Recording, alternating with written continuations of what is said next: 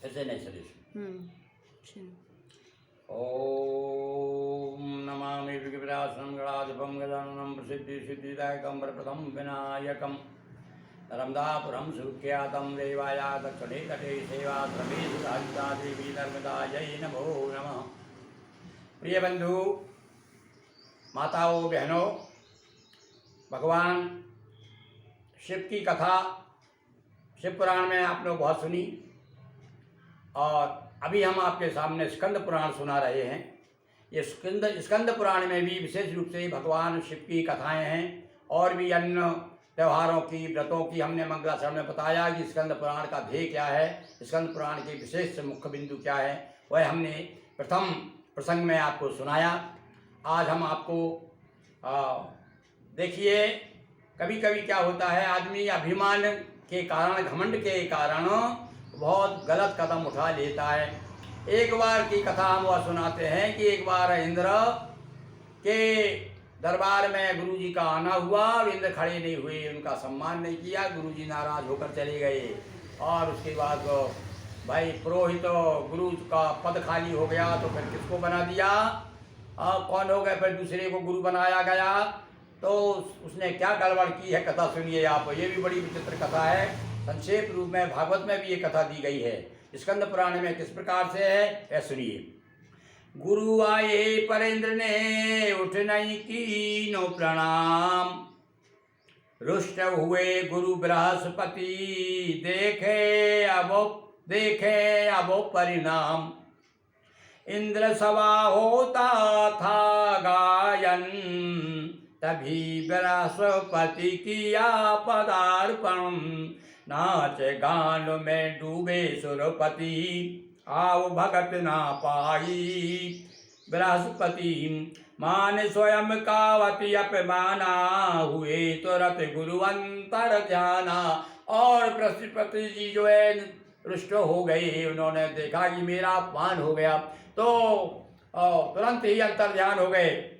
अब गुरु के बिना शून इंद्रासन, भये श्रीहीन इंद्र यरुसुरगण। गुरु के जाते ही ये कथा बताती है भैया गुरु की कितनी महिमा है, गुरु का अपमान नहीं करना चाहिए। और गुरु यदि क्रोधित हो जाए तो भगवान भी सहायता नहीं कर सकते।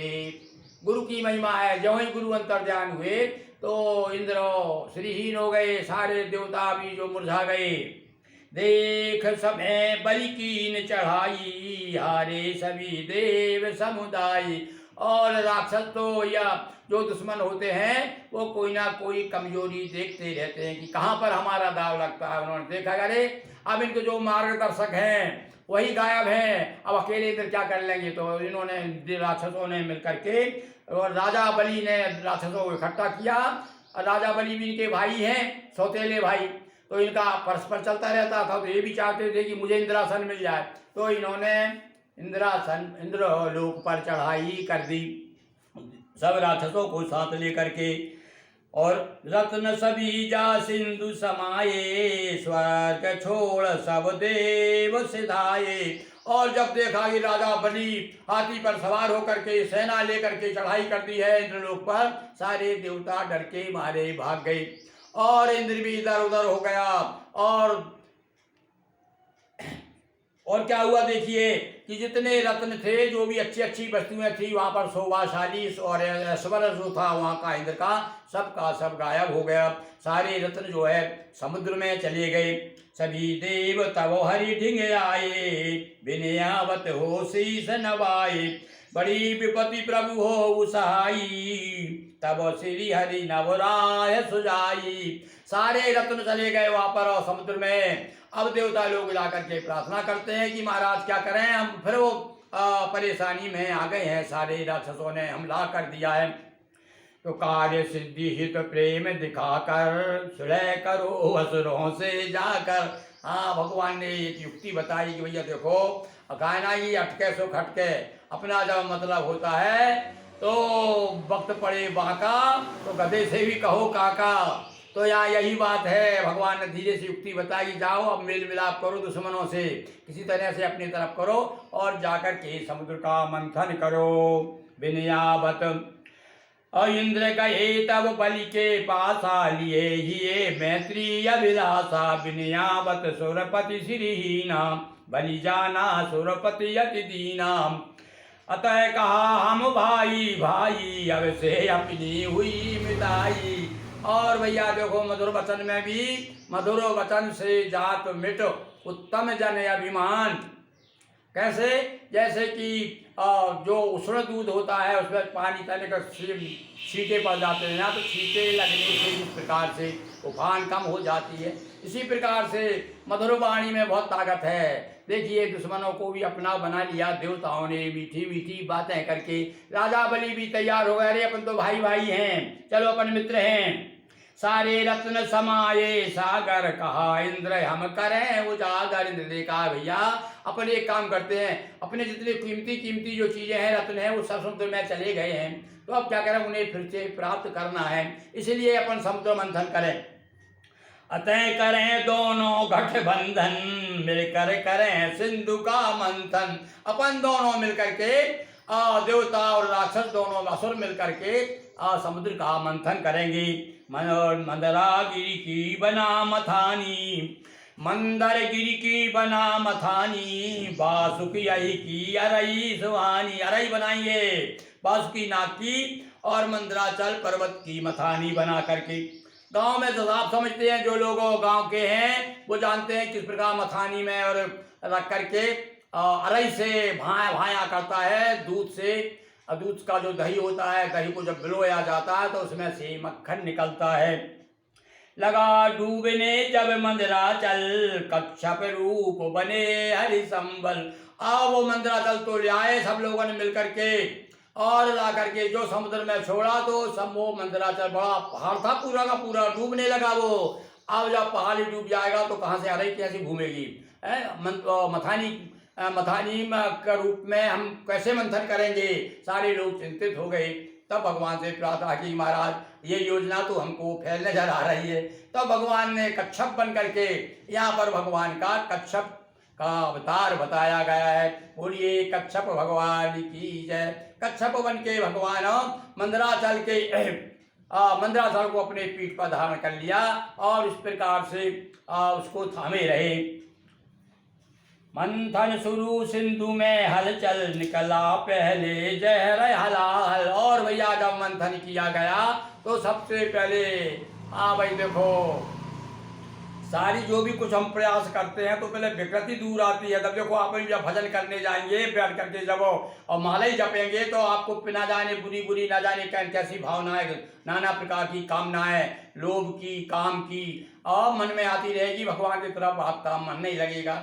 ये भी एक तरह का मंथन है। जब आप मंथन करते हैं अपने शरीर का मंथन करके तपस्या के लिए भजन के लिए बैठते हैं तब भजन में मन नहीं लगता।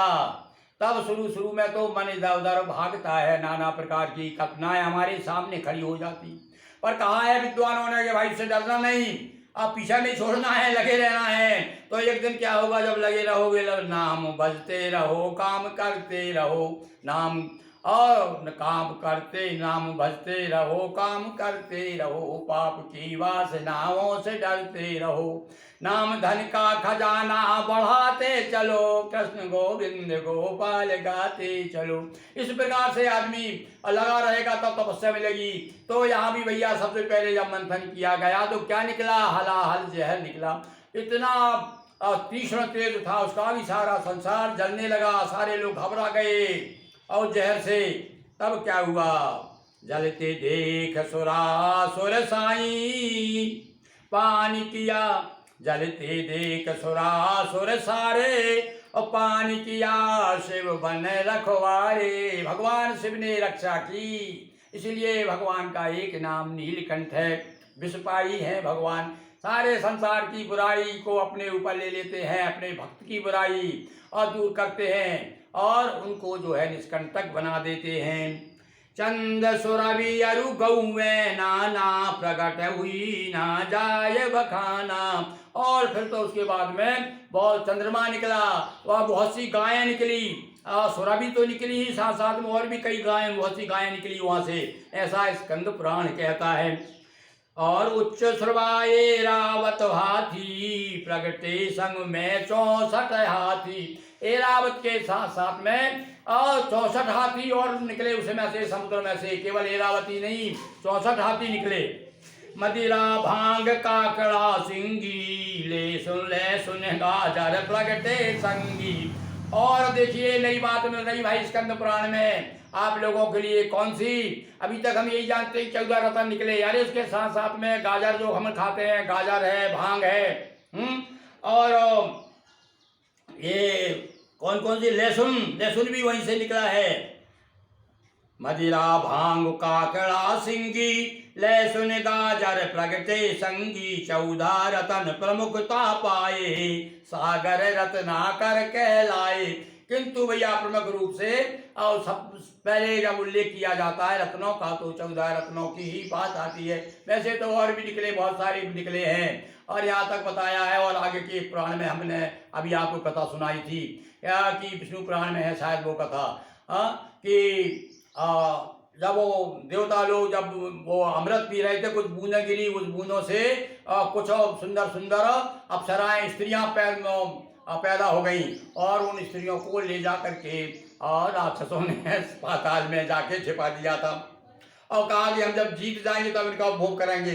तब कहते हैं भगवान विष्णु स्वयं जाते हैं मारने के लिए राक्षसों को मार करके, और स्त्रियों के साथ में ये पागल बन के, जैसे एक बार भगवान मोहिनी बन करके शिव जी कहते ना, और भगवान विष्णु के पीछे। यहाँ भगवान विष्णु भी बहुत दिनों तक उन औरतों के साथ रह करके कई बच्चे पैदा किए, ऐसी कथा है भगवान विष्णु ने, और उन बच्चों का फिर संहार भगवान शिव ने किया। वो एक अलग कथा आपने सुनी होगी, अन्य विष्णु पुराण में हमने शायद सुनाई है आपको। तो इस प्रकार से समुद्र में 14 रत्न प्रकट हुई श्री लक्ष्मी, कहा विष्णु ने हाथ। और लक्ष्मी जी भी वहीं से प्रकट हुई है। कमल हुआ पहले, कमल पे बैठी हुई जब लक्ष्मी आई, तो लक्ष्मी ने सब उसको पसंद किया। और लोग कभी कभी मजाक प्रयास करते हैं ना, कहते हैं भैया सुनो, देखो वस्त्रों की बड़ी महिमा है। बोल क्या महिमा है? बोल भगवान विष्णु देखो सुंदर सुंदर पीताम्बर पहने हुए थे, तो उनको लक्ष्मी प्राप्त हो गई, और भगवान नंगे रहते हैं भोलेनाथ, तो उनको जहर दिया गया। इसलिए भैया थोड़ा साफ सफाई से और सुंदर सुंदर वस्त्रों पहन कर रहना चाहिए। और कभी लोग उपवास करते रहते हैं नाना प्रकार से। तो यहाँ लक्ष्मी जी ने वर्ण किया भगवान विष्णु का। तो प्रकट हुई श्री लक्ष्मी, कहा विष्णु ने हाथ, अमृत हित संघर्ष की आगे सुनिए गात।